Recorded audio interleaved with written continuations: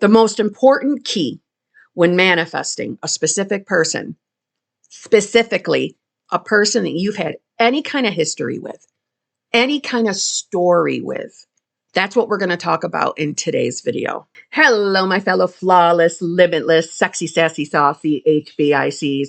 How are you on this lovely morning, afternoon, or evening? How are you all? I hope you're all doing fabulous. I hope you're all choosing to be the versions of yourself that have exactly what you want. That's what I hope you're doing.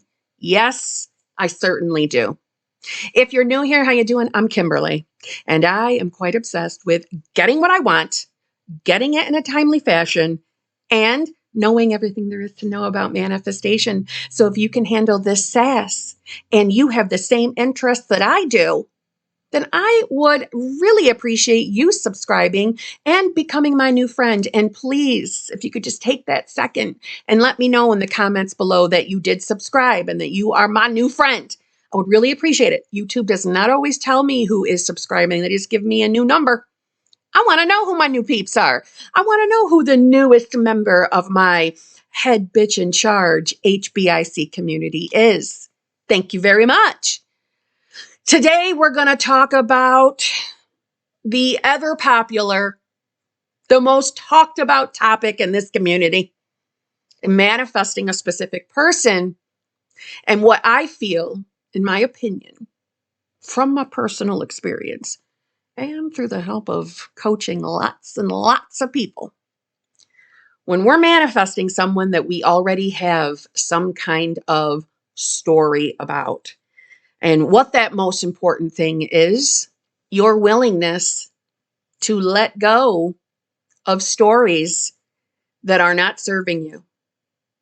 Stories of, if at all possible, if your person has hurt you in the past, if they have said things that are not kind, they're not loving, they made you feel a certain type of way, the willingness to sincerely, using a lot of words to really get the point across, your willingness to stop replaying those moments in your mind and the importance of you doing this.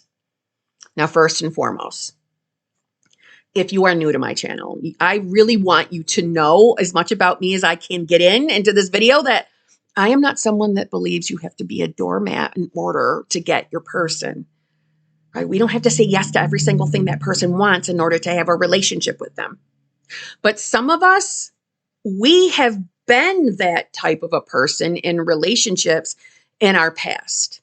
And if that resonates with you, and you know that you were someone that always said yes out of fear that your person would stop loving you if you didn't do A, B, and C, if that was you, I really think you need to hear this. You don't have to be a doormat. You don't have to be that person anymore. You're allowed to have boundaries.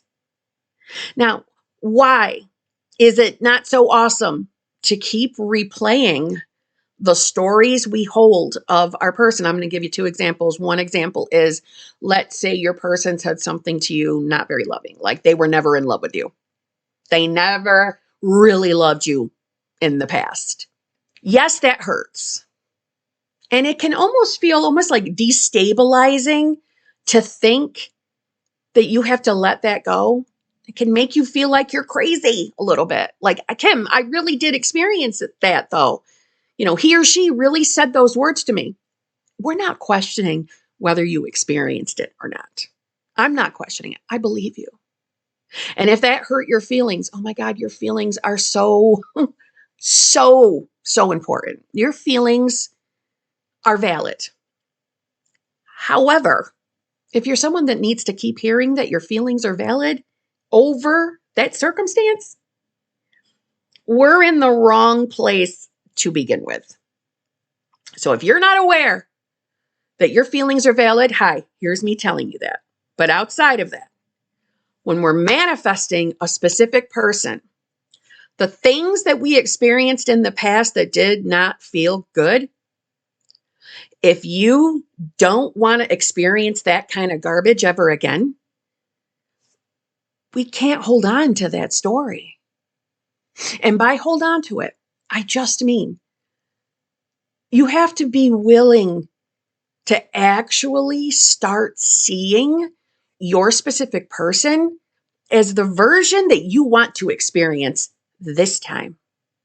If you want a fun, a loving, an affectionate, attentive person who respects you, that's how you have to start seeing them in your mind in order to get that experience in reality. Your mind, like Neville talked about, Neville Goddard, our mind is working, thought transmission is working like the photophone. Our mind is like that mirror is hanging out in our mind, just like the photophone. And the light is bouncing off of it. You understanding what a photophone really doesn't matter. But what I'm trying to say is your imagination is what is not only sending out the thought waves, in a sense, to your specific person. Your imagination is the true reality. We've all been conditioned to think the other way. We've all been conditioned to think the current physical reality around us is the one true reality. And it's simply not true. And you're learning to break away from the habit of believing that. We really are living in a matrix. This really is illusion around us. I know that can also make us feel destabilized because that sounds crazy. I know it does. But that's the beauty of this, is you're becoming conscious. And you've lived most of your life unconscious.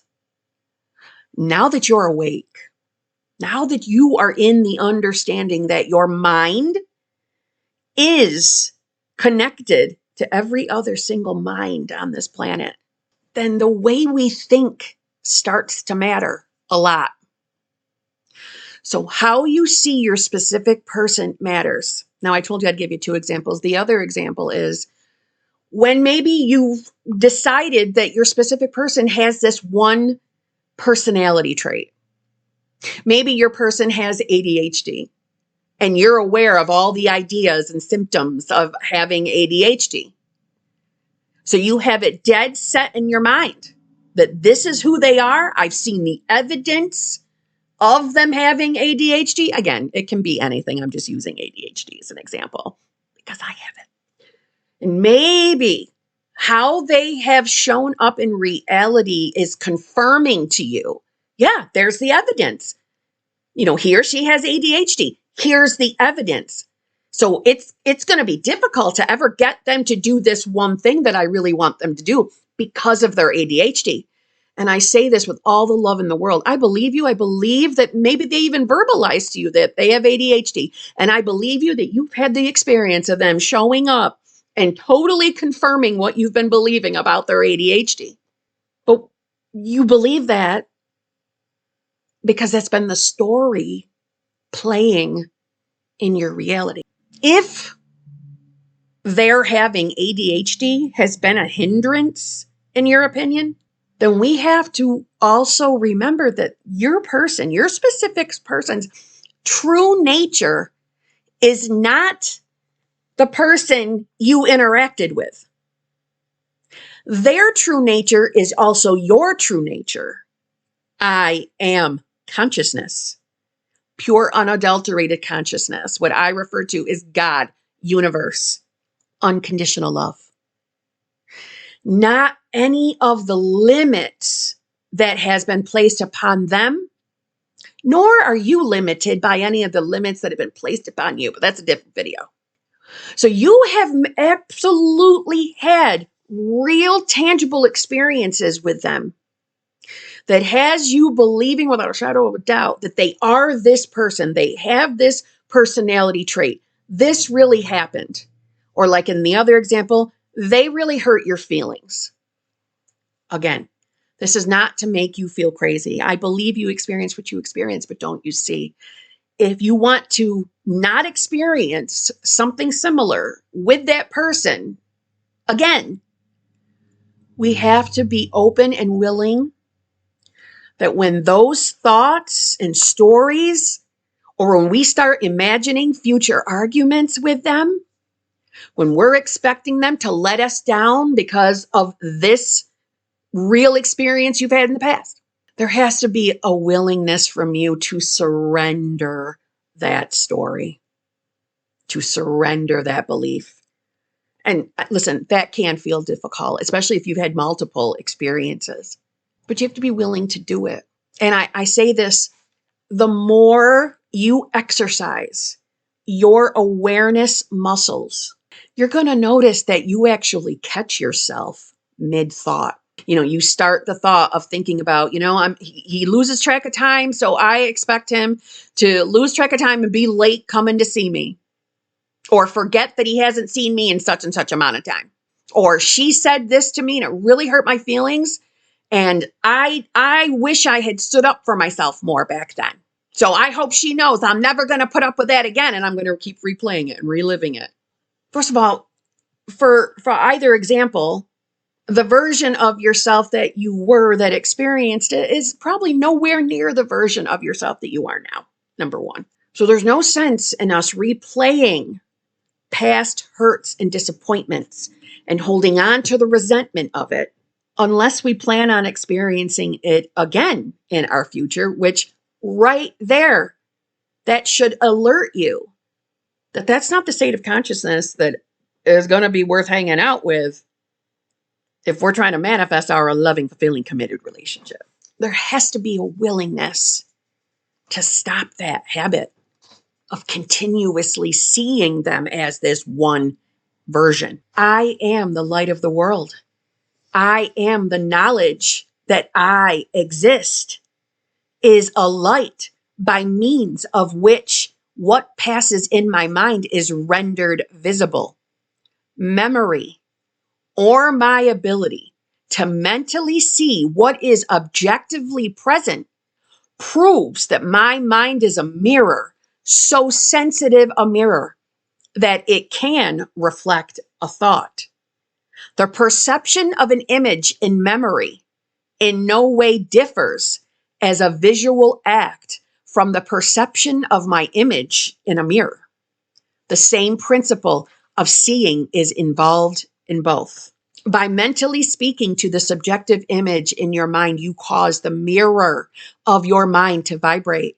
Your vibrating mind modifies the light of consciousness reflected on it. The modified light of consciousness reaches the one toward whom it is directed and impinges on the mirror of his mind or her mind. It causes his mind to vibrate according to the modification it undergoes. Thus, it reproduces in him what was mentally affirmed by you. Your beliefs, your fixed attitudes of mind, constantly modify your consciousness as it is reflected on the mirror of your mind. Your consciousness, modified by your beliefs, objectifies itself in the conditions of your world. To change your world, you must first change your conception of it. To change a man, you must change your conception of him. You must first believe him to be the man you want him to be, and mentally talk to him as though he were. All men are sufficiently sensitive to reproduce your beliefs of them. Therefore, if your word is not reproduced visibly in him toward whom it is sent, the cause is to be found in you, not in the subject. As soon as you believe in the truth of the state affirmed, results followed. Everyone can be transformed. Every thought can be transmitted. Every thought can be visibly embodied. Why am I reading you that? I'm reading you that to remind you that if you are finding yourself consistently replaying past hurts, past transgressions of your specific person, stories that you believe about your person, he's stubborn, he doesn't show love and affection, he doesn't like doing fun things, all these stories, they're just stories. Even if you had an actual physical experience, you have the power within your mind through your imagination to have a completely new and amazing experience with your person. But it starts with, obviously, the beliefs about yourself, but definitely the beliefs you're holding about your person, and replaying the past, the unfavorable past, and marinating in it. And then allowing yourself to turn into mental arguments. You realize that while you're doing that, you are choosing to anchor your specific person as that unfavorable version. Now, again, we don't have to be perfect to manifest. We don't. I'm not perfect. But if we know it's something that we are consistently catching ourselves doing, it's an indicator we got to change that habit. We have to stop seeing specific person as their old self. Now, I know recently I made a video, and I believe I even used the same exact passage from Neville Goddard as the example. It's also a beautiful way of seeing how you can use and read Neville as many times as you want. You're going to get new ideas every time you read it. So it's not a waste of time. The more you deepen your understanding and awareness of manifestation, the better you're getting at this. That's all I'm going to say. But there's got to be a willingness to forgive the past and let it go. And ask yourself honestly, do you think you can forgive your specific person? Can you let the past be just what it is now? A distant memory. Can you let it go? Or do you feel like because of what they did, you don't think that they can change? And you got to be honest with yourself, because your imagination, your mind is determining what you experience.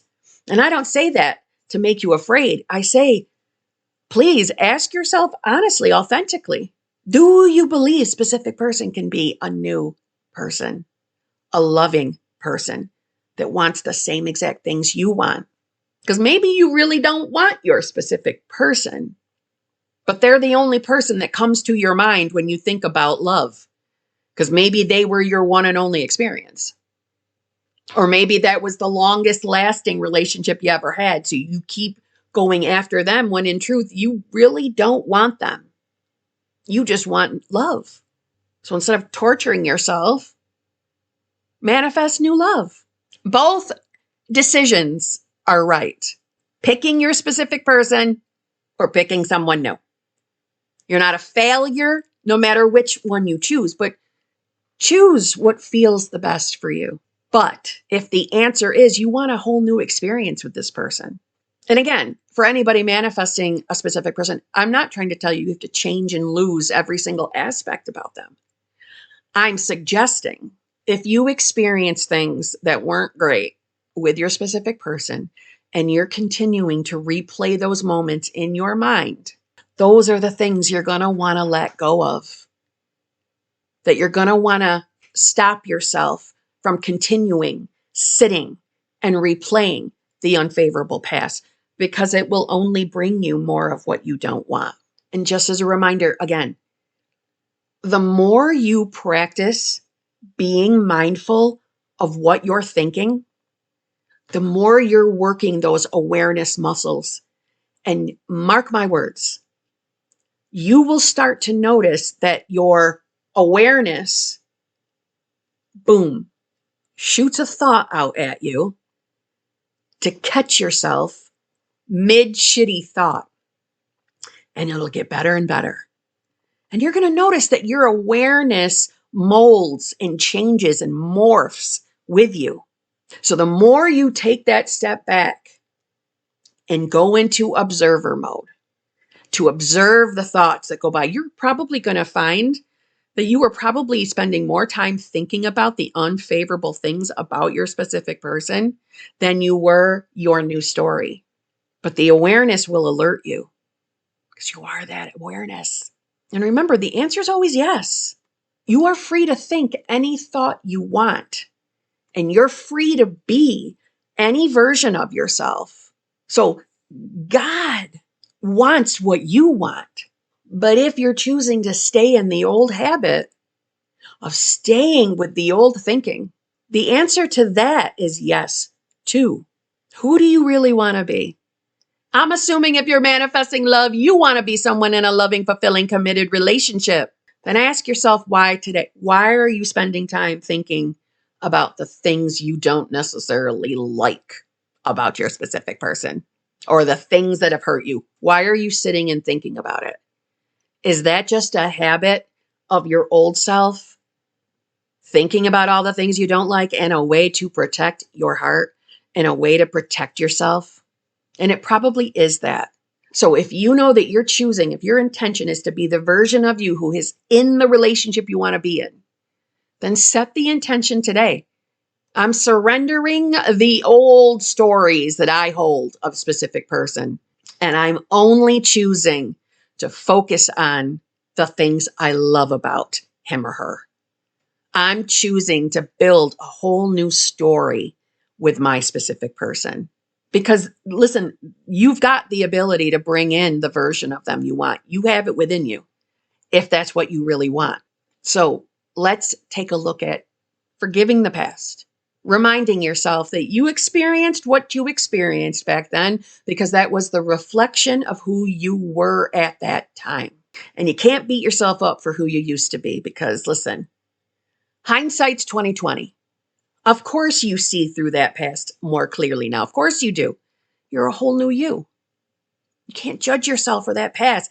It's really no different than when we talk about the history of any country, the history of the earth, and get mad at people for the shit that went down in 1400 BC.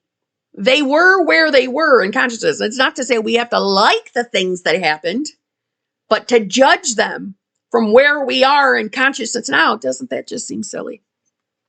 Seems silly. It's kind of like being mad at your 20-year-old child for writing on the wall with a crayon when they were 2. It's kind of the same idea. It's silly.